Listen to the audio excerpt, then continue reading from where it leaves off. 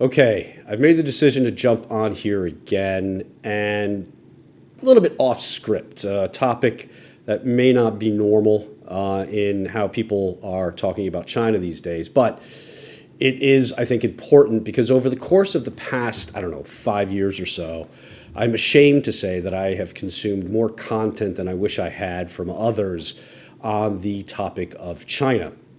And one of the points that I have noticed has been raised time and again is this idea of nuance.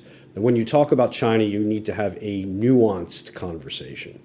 I despise that word. Not in general, but when it comes to China, yes. China is not nuanced. You don't need to have a nuanced conversation.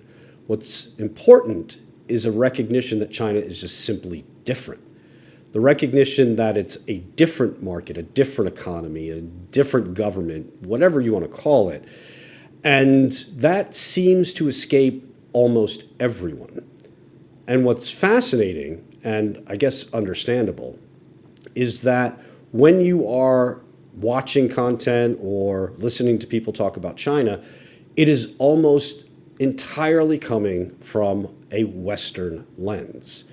People are looking at China and saying, well, if China were to do this or that similar to what goes down in Western markets or what have you, then China would be better. Simply look at fiscal stimulus. This has been the subject for, the last 3 years.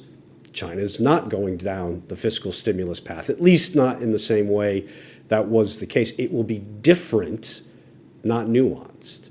And then at the same time, and this gets a bit more deep, you have the point that when various people are looking at China, they're looking at it from a very historic, foundational level, actually, Judeo-Christian ethos. And, we're talking 500 plus years, whether it's looking at business, looking at governments, what have you.